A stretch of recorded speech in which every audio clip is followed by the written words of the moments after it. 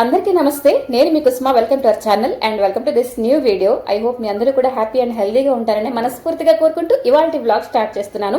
ఇదైతే ఒక evening routine అనమాట, మీతో షేర్ చేసుకుంటున్నాను. సో ఈవినింగ్ నేను ఏంటి స్నాక్స్ కోసం చేశాను ఇవన్నీ కూడా ఈ వీడియోలో చూస్తారు.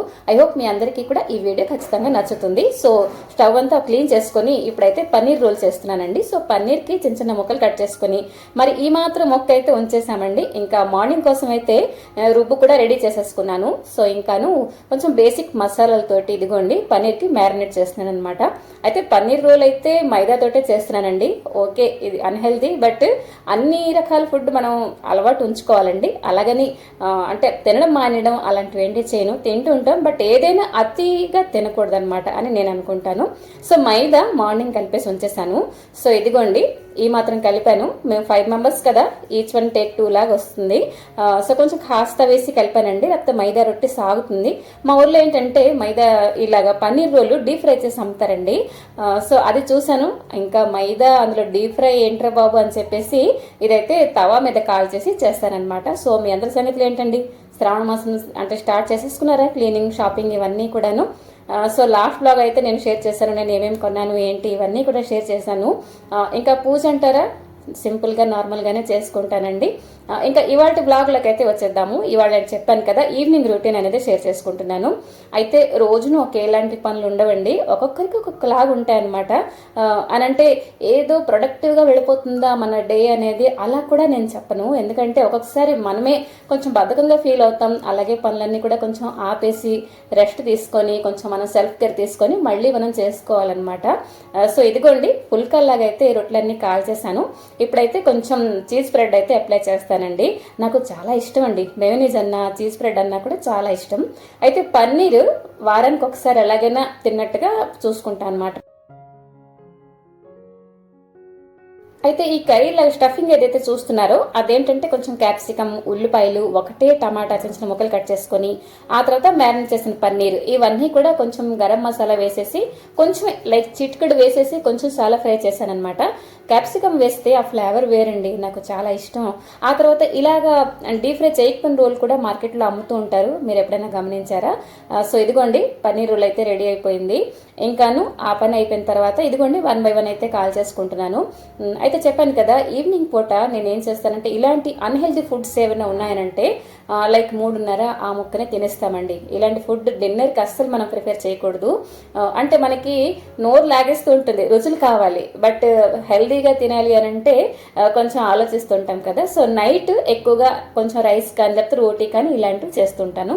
సో ఇంకా ఇదిగోండి నా స్నాక్స్ తినే పని కూడా అయిపోయింది, అందరం కూడా తినేసాం అండ్ టీ కూడా పెట్టేసి ఇచ్చేసాను. ఇప్పుడు మెయిన్ థింగ్ అండి తీసిన సామాన్లన్నీ కూడా సర్దుకోవడం అనమాట.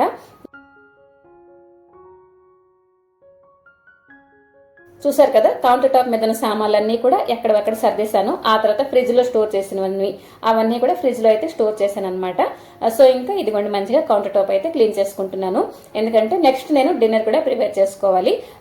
ఎందుకంటే మనం ఇప్పుడు తినేసాం కదా, కొంచెం అలా లేజీగా కూర్చోకుండా ఏదో ఫోన్ పట్టుకొని మన స్క్రీన్ టైమింగ్ ఇవ్వకుండా చిన్న చిన్న పనులు కంప్లీట్ చేసుకుంటూ ఉంటానన్నమాట నేనైతే. సో ఇంకా ఇదిగోండి మొత్తం కౌంటర్ టాప్ అంతా కూడా క్లీన్ చేసుకునేసరికి మామిడి పళ్ళు తీసుకొచ్చారండి. ఇవైతే అంటే లాస్ట్ అయిపోవచ్చాయి అని చెప్పి అంటున్నారు, బట్ తీసుకొచ్చారు. ఇవైతే ఏంటంటే నార్మల్గా ఇలా కవర్లో మనం ముడి చుట్టేసి ఇలా ఉంచేసామంటే పాడైపోతున్నాయి. అలాగే ఫ్రిడ్జ్ లోంచి తీసిన పళ్ళు కూడా తినడానికి కొంచెం జలుబు చేస్తున్నదండి. సో ఇది ఏం చేశానంటే ఇలాంటి నెట్ బ్యాగ్స్ మీకు ఐడియా ఉన్నదా? ఇవైతే రిలయన్స్ లో ఉల్లిపాయలు ఏవో కొన్నప్పుడు ఇచ్చారు, దాంట్లో అయితే స్టోర్ చేస్తాను, లైక్ ఎయిర్ వెళ్ళేటట్టుగా ఉంటుంది అని చెప్పేసి.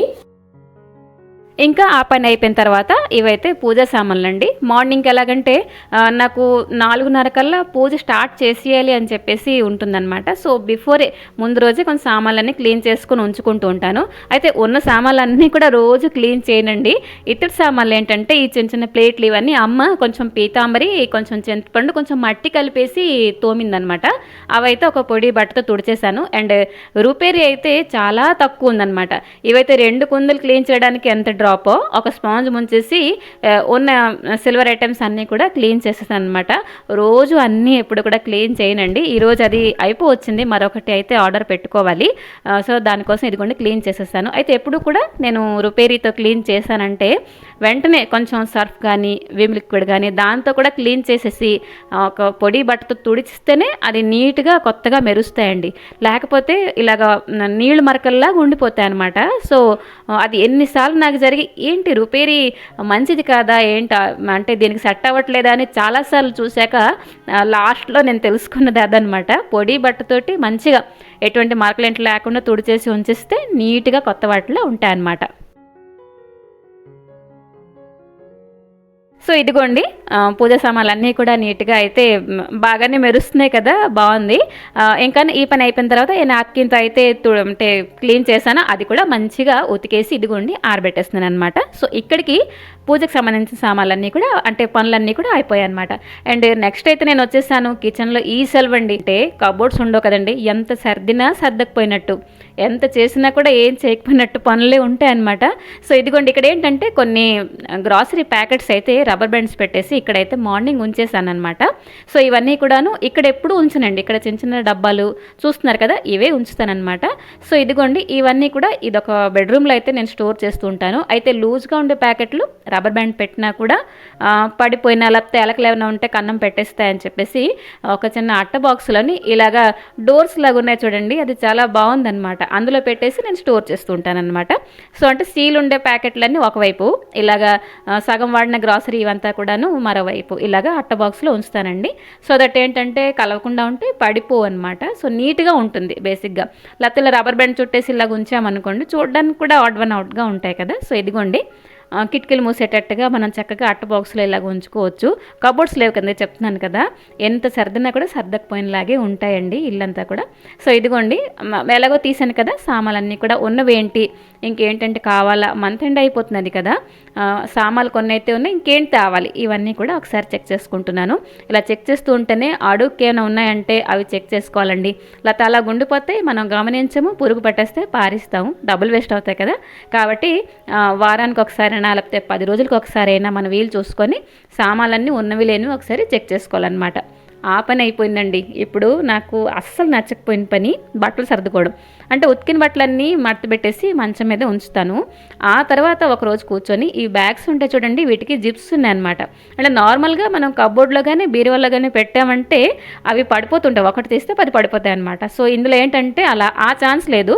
ఇవైతే 6 ఎన్నో వచ్చాయండి, చాలా రీజనబుల్ ప్రైస్ అండ్ చాలా యూజ్ఫుల్ అనమాట ఇది. సో ఇదిగోండి ఉతికిన బట్టలన్నీ మడత పెట్టేసి ఇదిగోండి చిన్న చిన్న మడతలు పెట్టేసి దాచుకుంటున్నాను అనమాట. ఇప్పటికే అమ్మ గోలు పెట్టేస్తున్నది, బట్టలు పట్టుకొని కూర్చున్నా అంటే గంటల కొద్దీ అస్సలు అవ్వదు, ఇప్పుడు ఏవి సర్దుతావు సర్దేసి వచ్చేసి వంట పని చూసుకో అని చెప్పేసి అప్పటికే గోలు పెడుతున్నది. ఏదైనా పనిలో కూర్చున్నానంటే అలాగా టైం అంతా కూడాను తెలియదు అనమాట నాకైతే. సో ఇదిగోండి ఒక బ్యాగే సర్దుతాను అండ్ ఇదిగోండి బ్లౌజుల వాటిల్లో డ్రెస్సులు అవి తీసుకొని వేసుకుంటున్నాను కదా, రిపీటెడ్గా ఒక్కటే కాకుండా మారుస్తూ ఉంటాను. సో బట్టలన్నీ కూడా హ్యాపీగా నీట్గా సర్దేశాను. ఈ పని అయితే ఎన్ని రోజులకో చేశానండి. అండ్ ఇది వచ్చేసరికి సాయంత్రం సంధ్య దీపం అయితే పెట్టేశానండి. సో మార్నింగ్ పెట్టిన పువ్వులు కూడా ఫ్రెష్గా ఉన్నాయి, బాగున్నాయి. ఈవినింగ్ కూడా అంటే దీపం పెడితే చాలా పాజిటివ్గా ప్రశాంతంగా అనిపిస్తుందండి.